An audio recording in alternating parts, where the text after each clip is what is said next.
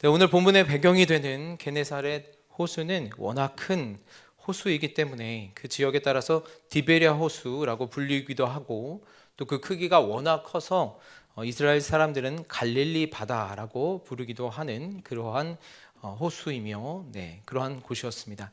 남북으로는 21km, 또 동서로는 11km에 달하는, 또 그 호수 둘레가 53km에 달하는, 그리고 수심은 평균 30m가 넘는 거대한 호수였습니다.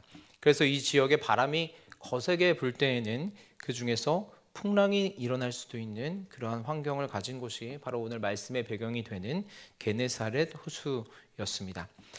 갈릴리 지역은 예수님의 고향이고, 또 3년간 예수님의 공생의 사역의 주 무대였기 때문에 성경에는 이 갈릴리 바다, 또 게네사렛 호수, 또 디베랴 바다를 배경으로 하는 여러 이야기가 등장하고 있습니다. 누가복음 5장에서 어부였던 베드로와 제자들의 배에 올라 선상수훈을 예수님께서 가르치시지요. 그리고 제자들에게 그 가르침을 마치신 후에 제자들에게 깊은 데로 가서 그물을 내리라고 말씀하십니다.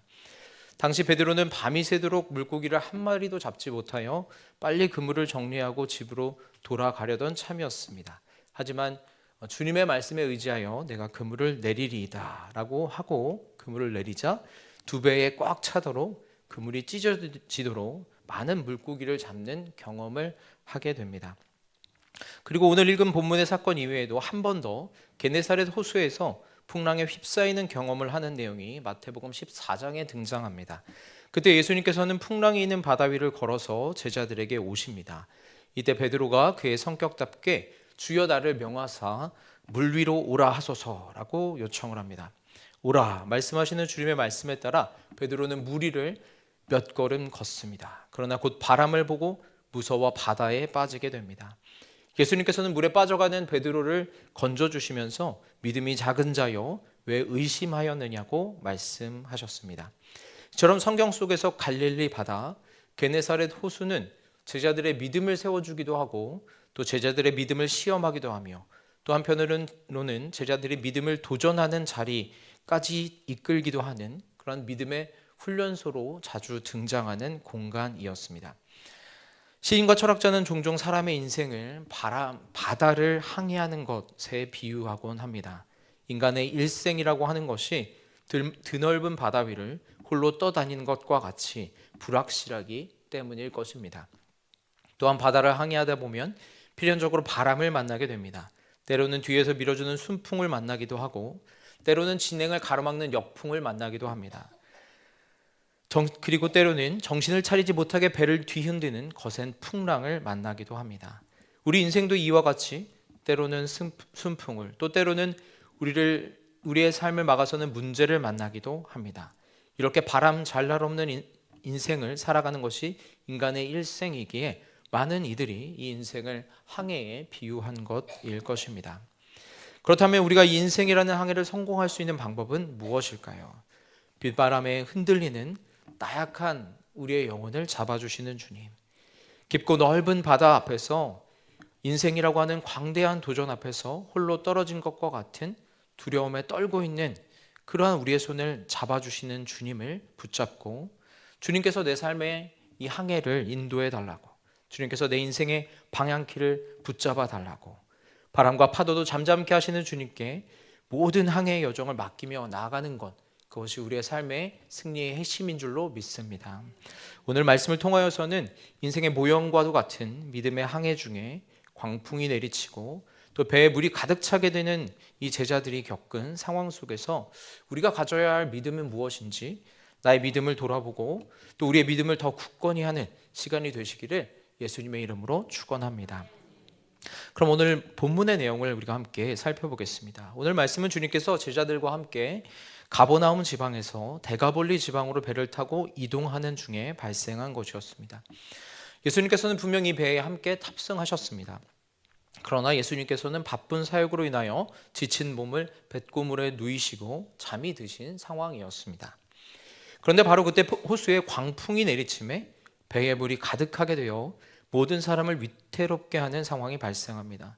도저히 퍼낼 수 없을 정도로 물이 들어차 배가 금세 가라앉을 것 같이 되었습니다. 아마 제자들도 나름 어부 출신이기 때문에 어부 출신의 제자들이 있었기 때문에 이런 상황에서 할 수 있는 비상 조치들은 다 취해 보았을 것입니다. 그러나 소용이 없었습니다. 그러던 중 예수님이 떠오릅니다. 다급한 상황 속에서도 태평하게 잠을 청하고 계시는 예수님을 한편으로는 어이없게 여기기까지 하면서 그들은 여전히 백고물에서 주무시고 계시는 예수님을 깨우며 이렇게 말하였습니다. 주여 주여 우리가 죽겠나이다. 선생님이여 우리가 죽게 된 것을 돌보지 않으십니까?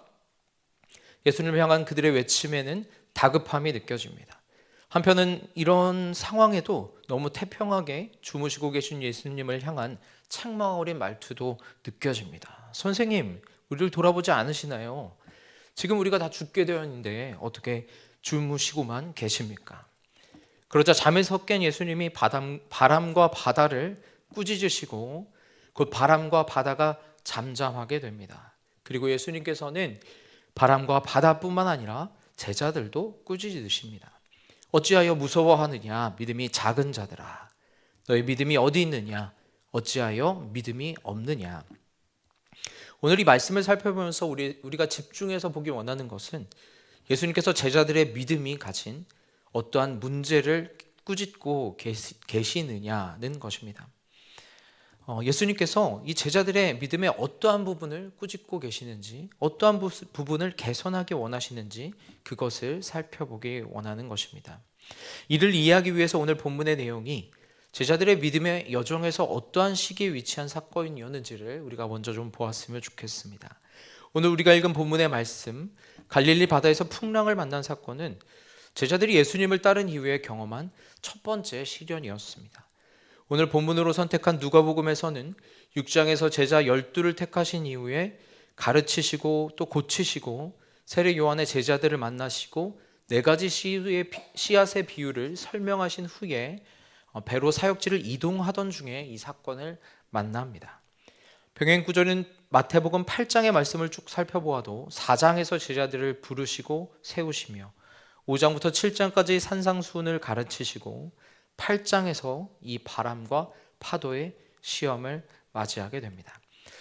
복음서상의 내용으로만 보았을 때 이 게네사렛 호숫가에서 만난 풍랑은 제자들의 그 사역의 초기에, 그러니까 이전에 제자들은 자신들의 안전이나 생명의 위협을 느낄 만한 어떠한 상황들을 경험해 본 적이 없는, 지금 이 상황이 처음으로 그러한 위기를 겪게 되는 상황이라는 것입니다. 다시 말해 지금 제자들이 호수 위의 배 안에서 만난 광풍은 그들이 예수님을 믿고 난 이후로 거의 처음으로 만나게 된 시련이었습니다. 또 다른 측면에서 바라본다면 이 호수 위의 광풍은 제자들의 믿음을 증명할 수 있는 기회이기도 하였습니다. 그러나 풍랑을 만난 제자들의 반응은 어떠하였습니까? 그들은 혼비백산하여 예수님을 깨웠고 비록 그 상황으로부터 구원은 받았지만 예수님으로부터 너희 믿음이 어디 있느냐라는 꾸짖음을 받게 됩니다. 그렇다면 예수님이 제자들에게 말씀하신 이 믿음의 문제점, 정말 이들의 믿음 가운데서, 이 제자들의 믿음 가운데서 개선되어야 할 부분은 무엇일까요? 첫째, 제자들은 감정의 소용돌이에 휩싸였다는 것입니다. 갑자기 만난 풍랑으로 인하여서 제자들은 두려웠습니다. 제자들은 무서웠습니다.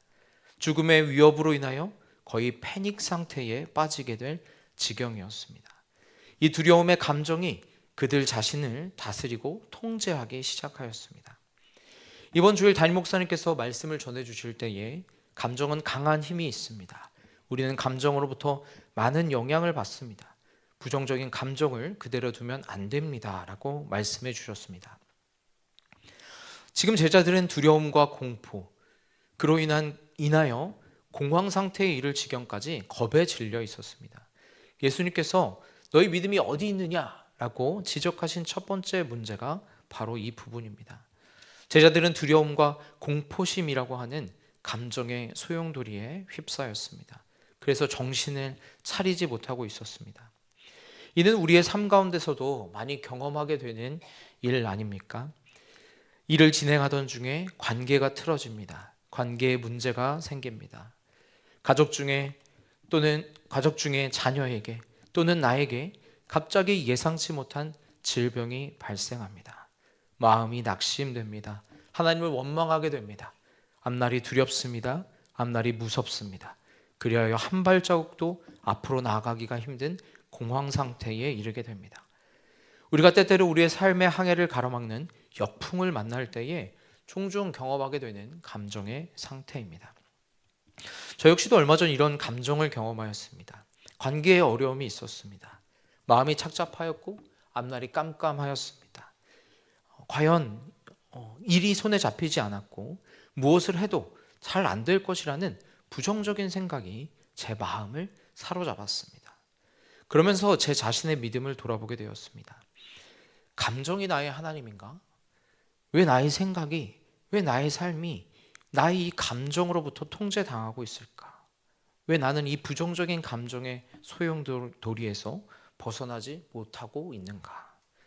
그러면서 이 본문을 생각하게 되고 또 묵상하며 내 자신이, 나의 믿음이 감정으로 인하여 통제당하지 않기를 기도하며 그 문제를 헤쳐나왔던 경험이 있습니다. 이처럼 부정적인 감정은 우리의 믿음을 갉아먹는 가장 큰 위험 요소입니다. 어려운 상황이 닥치게 되면 쉽게 변하는 감정은 우리의 믿음의 독극물과도 같습니다. 이렇게 널뛰는 감정에 좌지우지 되는 믿음 생활을 할 때에 우리의 믿음은 너무나도 쉽게 흔들리게 되는 것입니다. 나의 감정이 좋을 때는 믿음 생활도 잘하고 사람들과의 관계에서도 잘 활동합니다. 그러나 어느 순간 부정적인 상황이, 부정적인 감정이 내 마음을 사로잡으면 그 믿음은 온데간데 없이 부정적인 감정이 나를 이끌고 어두운 마음 가운데로, 어두운 상황 가운데로 늪으로 들어갑니다. 그리고 믿음 없는 말들, 파괴적인 말들, 관계를 어그러뜨리는 말들을 하기 시작합니다. 사랑하는 여러분, 혹시 여러분에게 이러한 감정에 좌지우지되는 습관이 있지는 않으십니까? 그렇다면 이 사실을 반드시 기억해야 합니다. 감정은 믿음이 아니라는 것입니다. 참된 믿음은 감정을 다스리는 것이라는 것입니다. 어려운 상황이 닥쳤을 때에 그 상황이 나에게 주는 감정이 나를 통제하지 못하게 하는 것, 그것이 성숙한 믿음의 첫 걸음인 줄로 믿습니다.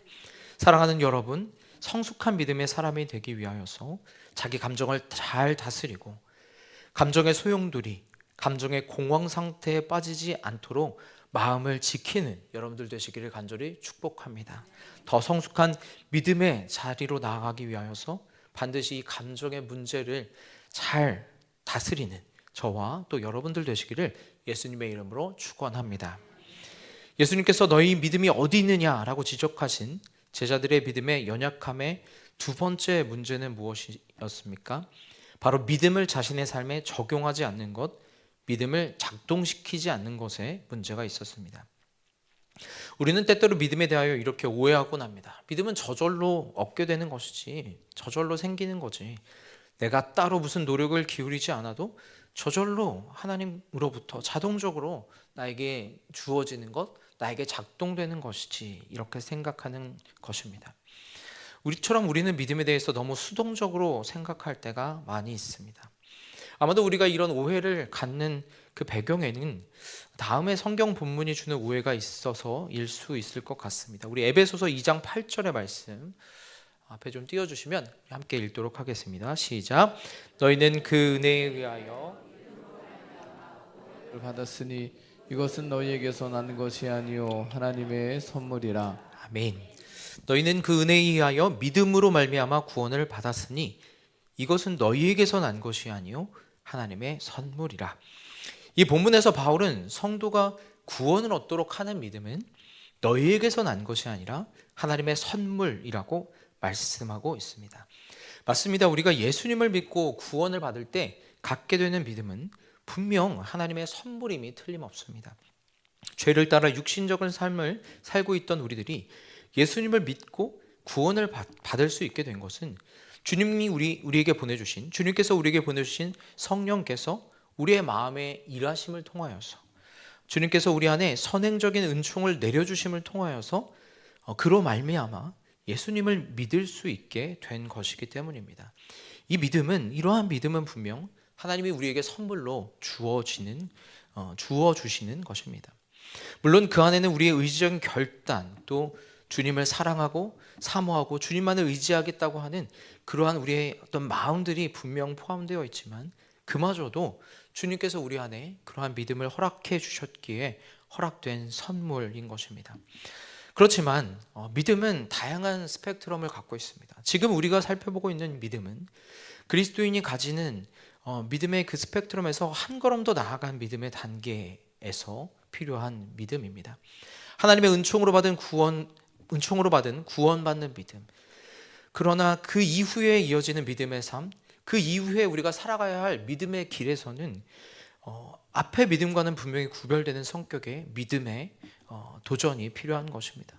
그리스도인의 삶을 시작하게 하시는 분은 분명 하나님이시지만, 그 길을 걸어가야 할 장본인은, 그 길을 걸어가는 주체는 바로 우리 자신이며, 그 길에서는 믿음이 자연스럽게 주어지는 것이 아니라 우리가 스스로 믿음을 우리의 삶에 적용시키고 하나님에 대한 그 믿음을 우리의 삶에 작동시키려고 하는 그러한 능동적인 행동이, 능동적인 실천이 필요하다는 것입니다. 지금 주님께서 제자들에게 너희 믿음이 어디 있느냐라고 말씀하시는 것은, 왜 너희 믿음을 사용해서, 왜 너희 믿음을 작동시켜서 이 상황에 적용하지 않느냐, 왜 넋을 놓고 정신을 못 차리고 두려워만 하고 있으며 그것이 마치 그냥 자동적으로 될 것처럼 그렇게 수동적인 상태에 머물러 있느냐 말씀하시는 것입니다. 그렇다면 어떻게 믿음을 우리에게 적용시켜야 할까요? 믿음을 적용한다면 제자들의 반응이 과연 어떻게 달라졌을까요? 예수님께서는 이미 제자들을 부르시면서 그들에게 더러운 귀신을 쫓아내며 모든 병과 모든 약한 것을 고치는 권능을 주셨다라고 말씀하셨습니다. 그리고 이 부분에 대해서 이미 예수님과의 실습 과정도 마친 상태였습니다. 예수님께서는 이 본문에 앞선 내용에서 제자들을 데리고 다니시면서 더러운 귀신 들린 사람, 나병에 걸린 사람, 중풍병자를 고치시며 자신의 능력을, 자신이 이 질병들을 다스리는 권세를 갖고 있음을 분명히 나타내셨습니다. 그렇다면 예수님께서 이렇게 훈련되어져 가고 있던 제자들에게 요구하시는 믿음은 무엇이었을까요? 아마도 예수님께서는 제자들이 이렇게 생각하시기를, 이렇게 행동하기를 바라지 않았을까요? 바람과 바다가 뛰도는 것이 무슨 상관이냐? 제자들의 생각이 이렇게 되기를 바라는 것입니다. 바람과 바다가 뛰도는 것이 무슨 상관이냐? 하나님이 주신 사명을 향해 나아가는 우리가, 그 사명을 향해 가는 예수님과 우리들을 실은 이 배가 이 풍랑에, 이 바람과 바다에 좌초될 리가 있겠느냐? 우리는 주님이 주시는 기적을, 주님이 그 기적을 행하시는 것들을 보지 않았는가? 물을 포도주로 만드시고 각종 병자들을 고치시고 잡은 것이 없이 돌아오던 우리에게 두 배가 가득 그물이 찢어질 만큼 물고기를 잡는 만선의 기쁨을 허락하여 주신 주님이시지 않은가? 그런 주님께서 이렇게 우리와 함께 이 배에 탑승하고 계신데, 그런 주님께서 과연 우리를 다 같이 물에 빠져 죽도록 내버려 두실 리가 있겠는가? 그렇다 우리는 분명 지금 바람과 파도로 인하여서 큰 위기 가운데 있지만, 하지만 주님이 우리와 함께 하시기에, 우리에게는 기도의 능력이 있기에 이 상황을 분명히 이겨낼 수 있다. 그러므로 난 두려워하지 않는다. 불안해하지 않는다. 잠잠히 하나님을 바라보며 기도할 때에 하나님은 분명히 풍랑 가운데서 우리를 건지실 것이다. 이렇게 생각하는 것이 우리의 믿음이 작동하는 방식인 줄로 믿습니다. 이렇게 진리의 말씀을 붙잡고 자신이 알고 있는, 자신이 경험한 예수님에 대한 믿음을 갖고 그 믿음의 근거에서 그 믿음을 우리의 삶에 적용시키는 것입니다.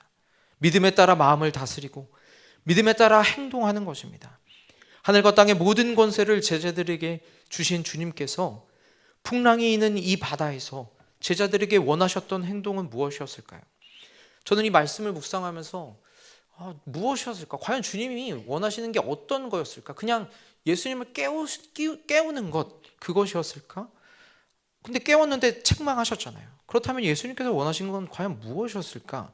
너무 궁금했는데 저에게는 하나님께서 이렇게 말씀해 주시는 것 같았습니다. 예수님을 찾기 전에 제자들이 스스로 바람과 바다에게 명하는 것입니다.